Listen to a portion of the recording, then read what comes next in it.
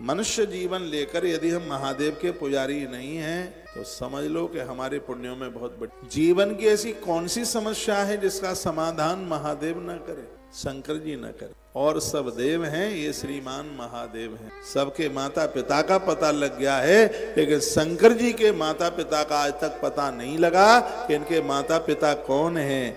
इसलिए नहीं पता लगा कि सबके माता पिता यही है, ये अनादि और अनंत है। जब इनका विवाह हो रहा था तो गुरुदेव बृहस्पति जी ने पूछा कि जरा अपने पिताजी का नाम बता। अब ये ठोड़ी पकड़ करके बैठे, हमारे पिताजी कौन है? नारद जी थैलीबद्दार थे, इधर बैठे। नारद जी ने कहा बोल दो ना कि ब्रह्मा जी है पिताजी।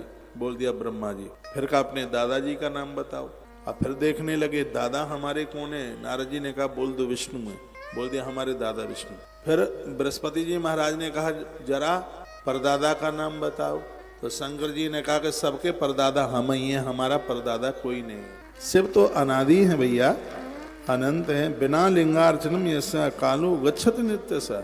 जो भगवान शंकर की पूजा के बिना, अर्चन के बिना अपना जीवन जी रहे हैं, उन्हें बहुत बड़ी हानि जिंदगी में होने वाली है। आप मंदिर तक नहीं जा सकते हैं, घर में ही ना शिवलिंग रख लो ना एक, उन्हीं के ऊपर एक लोटिया जल चढ़ाओ। सबसे सहज पूजा तो महादेव की। ना तुमसे कपड़ा लत्ता मांगते, ना तुमसे 56 भोग मांगते। ये दो चीजें आपसे मांगते हैं, एक दिया और एक लोटा जल। दिए से ये तुमको ज्ञान देते हैं और एक लोटे जल से तुम्हारी संपूर्ण समस्याओं का समाधान कर। जल धारा सेव प्रिय है, इन्हें जल इतना प्रिय है, इसलिए इनका नाम गंगाधर है। इनको दिया जला करके रख दो। आप प्रत्येक दिन दीपक महादेव के सामने जला के रखिए, तुम्हारे बच्चे विद्वान हो जाए, पढ़ लिख करके तैयार हो जाएंगे। ऐसा नहीं है पढ़ने ना जाए और विद्या आ जाए, पढ़ने तो जाएंगे लेकिन पढ़ने में मन लगेगा, मटरगस्ती नहीं करेंगे। उनके सामने एक दिया जलाने का इतना बड़ा महत्व। तो कलौ लिंगार्चनम श्रेष्ठम यथा लोके प्रदर्श्यते तथान्यनास्ति शास्त्राण ए सिद्धांत निश्चय।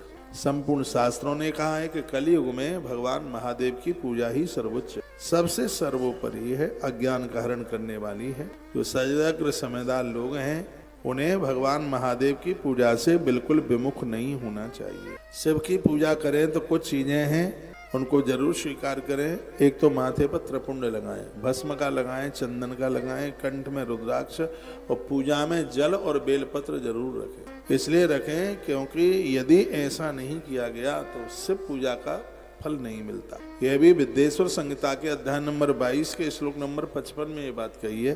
लिखा है बिना भस्म त्रिपुंडेन बिना रुद्राक्ष मालया बिल्वपत्रम बिना नैव पूज्ये शंकर बुधा। इसमें काले लेकिन त्रिपुंड लगा के ही भगवान शंकर का वंदन और पूजन करे। ये बड़ी अद्भुत बात।